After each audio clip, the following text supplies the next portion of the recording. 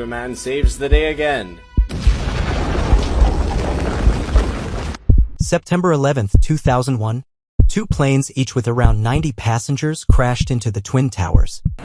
First, one plane hit one tower.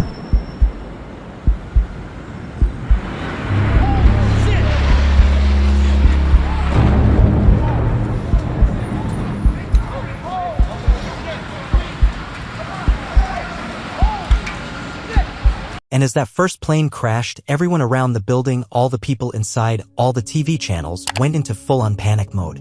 They were witnessing something in real time that just didn't seem real.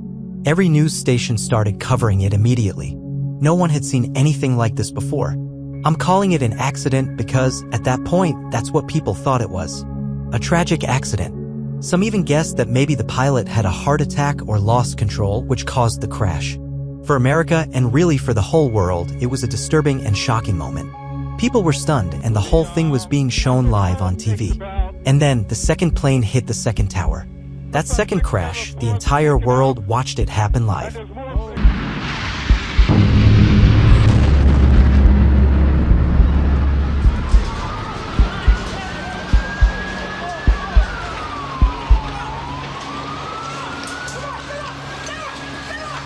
It became the largest terrorist attack in modern history. September 11th, 2001, 9/11, a day that changed the world forever. But that's only one side of the story. The other side? It gave rise to something dark, but something many people think of as truth-seeking, the world of conspiracy theories. So let's talk about what happened in 2001, and also about what many Americans, around 1/3 of them, still believe today. That 9/11 wasn't a terrorist attack, but an inside job planned by the US government. Here's what we know.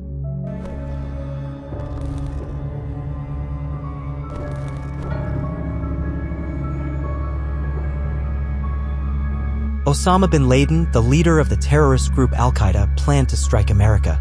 He wanted the attack to be massive, to shake the entire country to its core. And he succeeded. Two commercial planes crashed into the Twin Towers, New York's most iconic buildings.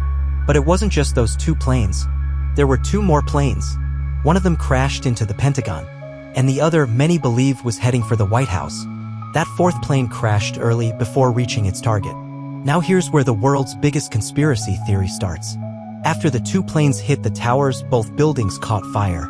Then, one building collapsed.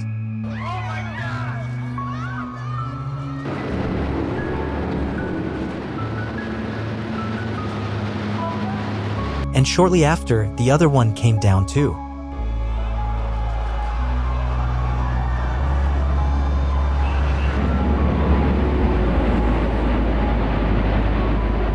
But something didn't sit right with people. What they noticed sparked endless questions. The ladies that are with me were in the World Trade Center in the first building and escaped through the lobby where they believe there was a bomb in the lobby. And as we were coming out, we passed the lobby. There was no lobby. So I believe the bomb hit the lobby first. Bombs. People said they heard explosions even before the planes hit. Wait, how could there be bombs inside the World Trade Center? How is that even possible? Bomb in the building, start clearing out. Bomb in the building, start clearing out. I believe that censorship started from the very beginning because when I was telling my story, they told me, oh, cut this out, cut this out. It was the first hijacked plane that hit the... It was the first hijacked plane. No, hello, that was an explosion before 9/11, before the plane hit the tower. And if there were bombs, why? So if we look at the timeline, first people heard bombs, then the planes hit, then the buildings collapsed. But if there were bombs, what were they doing there in the first place? Even Donald Trump publicly said something about this. I happen to think that they had not only a plane, but they had bombs that exploded almost simultaneously. That's when the theory started. Yes, two large commercial planes crashed into the towers. But the towers stood for a while, they didn't immediately fall. And when they did collapse, the way they came down, it didn't look like a crash.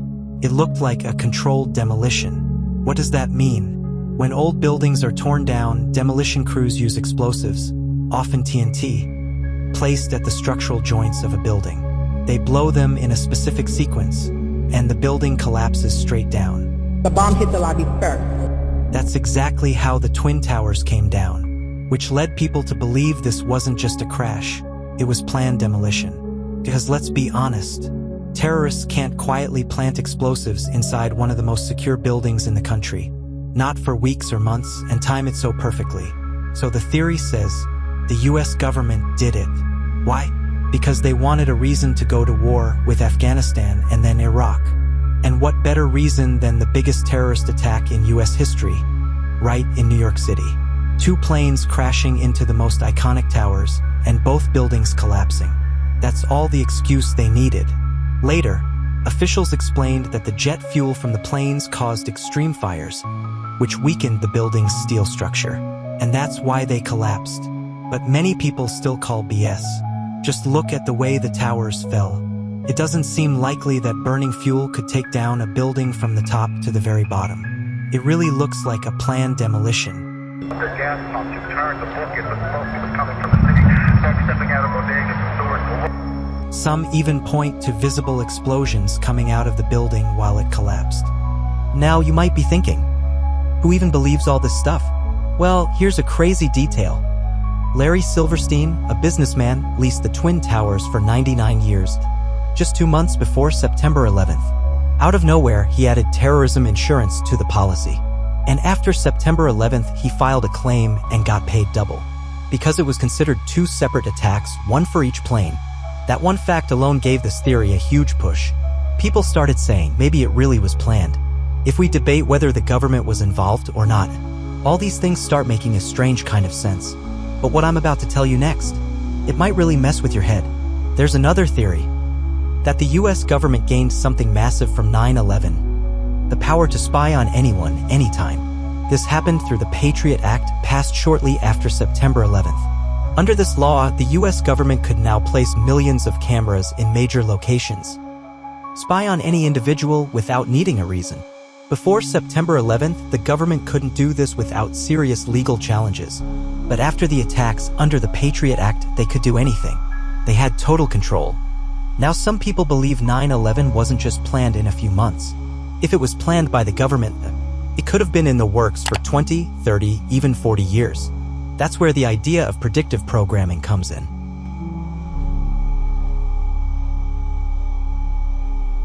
The idea that planes would crash into the Twin Towers. That concept had already been planted in our minds through the media we consumed.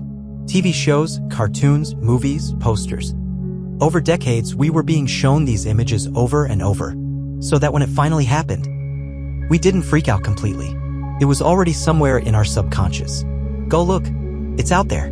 Media from years before 2001 showing things eerily similar to 9/11. That's why people say, if predictive programming exists, then maybe 9/11 wasn't the only thing it predicted.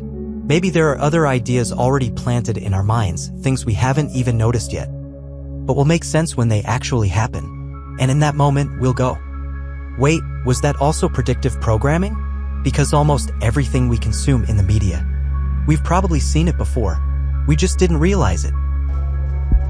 New York is a hellhole. I